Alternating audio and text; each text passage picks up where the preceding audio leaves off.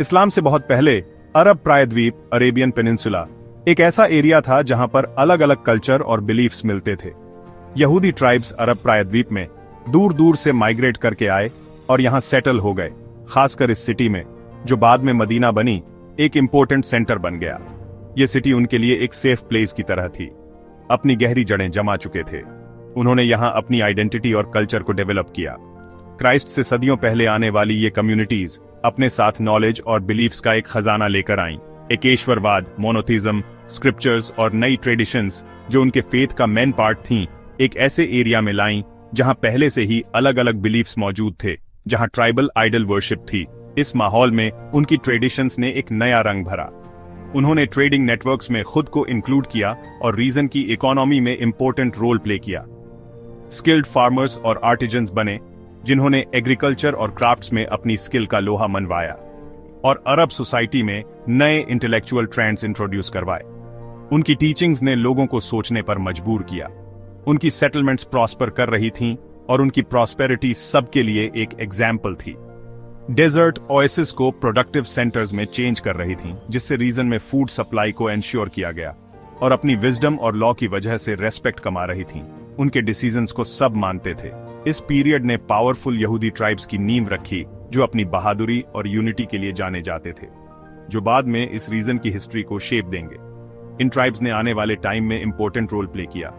In early settlers की कहानी एक ऐसी स्टोरी है जो हमें उनकी स्ट्रगल और सक्सेस से इंट्रोड्यूस कराती है।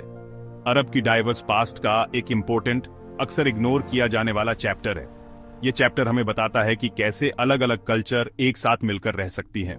वक्फा 70 ईस्वी में दूसरी हीकल की तबाही ने यहूदी पनाह गजीनों की लहरों को रोमी जुल्म से भागने पर मजबूर कर दिया, जिनमें से बहुत से लोगों ने हिजाज में पनाह ली। ये नई आने वाली कहते बाड़ी और दस्तकारी में जदीद महारतें लाए, जिससे यसरब की यहूदी कम्युनिटीज को नई जिंदगी मिली। उनकी आमद ने यहूदी मौजूदगी को अक़लियत से एक ताकतवर कुव्वत में बदल दिया, जिससे बनो नज़ीर, बनो करीजा और बनो क़ीनक़ा की उरूज की बुनियाद रखी गई। ये कबाइल जल्द ही इलाक़े की माइशत और सियासत पर गालिब आ गई। उनकी मजबूती जलावतनी से बनी थी। हिजरत एक इख्तिताम नहीं, बल्कि अरब में यहूदी जिंदगी के लिए एक नई शुरुआत थी। उनकी मीरास सदियों तक नखलिस्तान की तकदीर को तश्कील देगी। यथरिब में यहूदी ट्राइब्स ने एक ऐसा सोसाइटी बनाया जो अपनी अनोखी पहचान और इन्फ्लुएंस के साथ आगे बढ़ा। उन्होंने इस एरिया में एक स्ट्रॉन्ग इकोनॉमिक और सोशल फाउंडेशन बनाया जो एग्रीकल्चरल स्किल्स और इकोनॉमिक पावर से पहचाना जाता था। उनकी इकोनॉमी एग्रीकल्चर और ट्रेड पर बेस्ड थी, जिसने उन्हें इस एरिया में एक इंपॉर्टेंट पोजीशन दी। उनके डेट फार्म्स और स्किल्ड क्राफ्ट्समैनशिप ने उन्हें लोकल इकोनॉमी के लिए बहुत इंपॉर्टेंट बना दिया। उनकी क्राफ्ट्समैनशिप स्किल्स ने उन्हें बहुत दूर दूर तक फेमस कर दिया, जबकि उनके फोर्टिफाइड एरियाज ने सेफ्टी को एंश्योर किया। ये किले न सिर्फ उनकी प्रोटेक्शन करते थे, बल्कि उनकी पावर का सिंबल भी थे।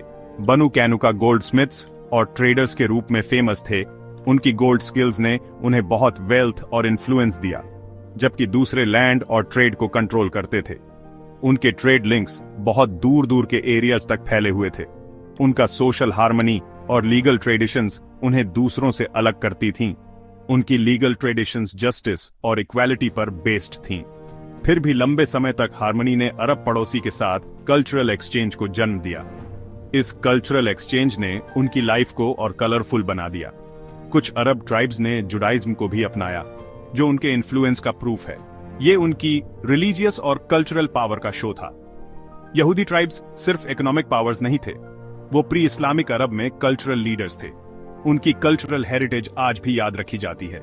उनका टाइम प्रोस्पेरिटी और डिग्निटी का गोल्डन एरा था। ये एक ऐसा टाइम था जब उन्होंने इकोनॉमी, कल्चर और सोसाइटी में इंपॉर्टेंट रोल प्ले किया।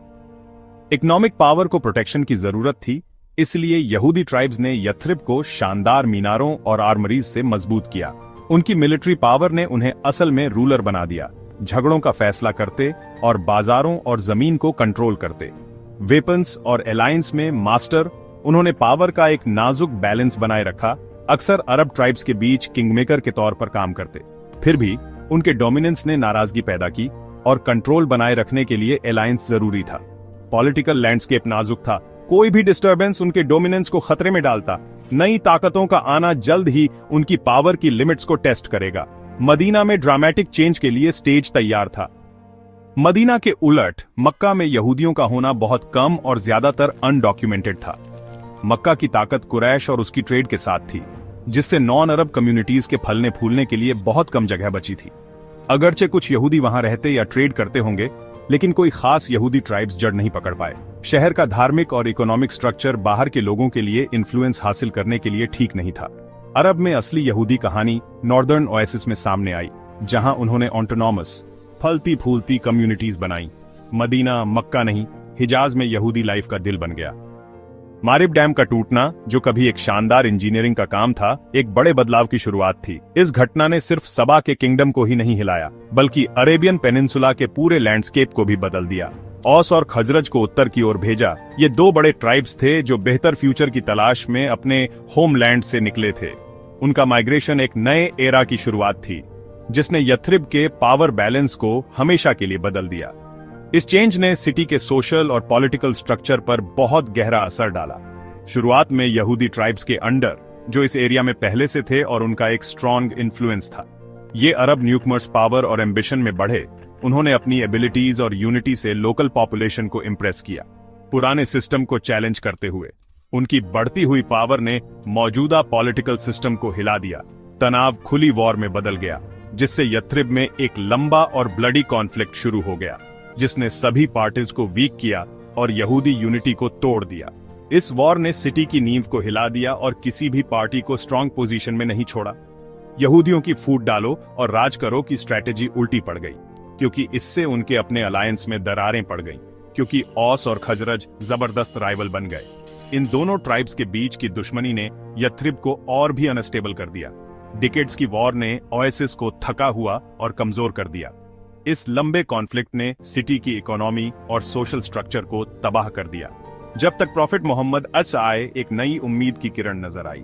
यहूदी ट्राइब्स का डोमिनेंस खत्म हो चुका था, उनकी पावर वीक हो चुकी थी और उनका इन्फ्लुएंस कम हो रहा था, जिसकी जगह अनसर्टेनिटी ने ले ली थी। यथ्रिब एक नए एरा की दहलीज पर खड़ा था। औस और खजरज के आने से मदीना में यहूदी पावर के खत्म होने का स्टेज सेट हो गया। यह एक हिस्टोरिकल चेंज था, जिसने आने वाले टाइम के लिए रास्ता बनाया। मदीना के यहूदी कबीले रिफ्यूजी से रूलर बने, अपनी स्किल्स और रेजिलियंस से ओएसिस को शेप किया। उनका गोल्डन एरा इंटरनल राइवलरीज, बदलती हुई दोस्ती और नई पावर्स के राइज के साथ खत्म हो गया। इस्लाम और पैगंबर मोहम्मद के आने से लॉयल्टीज फिर से डिफाइन हुई, जिससे सदियों के यहूदी इन्फ्लुएंस का एंड हो गया। उनकी स्टोरी पावर की फ्रेजिलिटी और हार्मनी की कॉम्प्लेक्सिटीज का एक लेसन है। भले ही उनके किले अब खंडहर हैं, उनकी लेगेसी रीजन की हिस्ट्री और कल्चर में बनी हुई है। यहूदी कबीले चेंज के एजेंट थे, नए आइडियाज इंट्रोड्यूस करने वाले और प्री इस्लामिक अरेबिया को शेप करने वाले। उनका राइज और फॉल अरेबियन पेनिनसुला की स्टोरी में एक दिल छू लेने वाला चैप्टर है।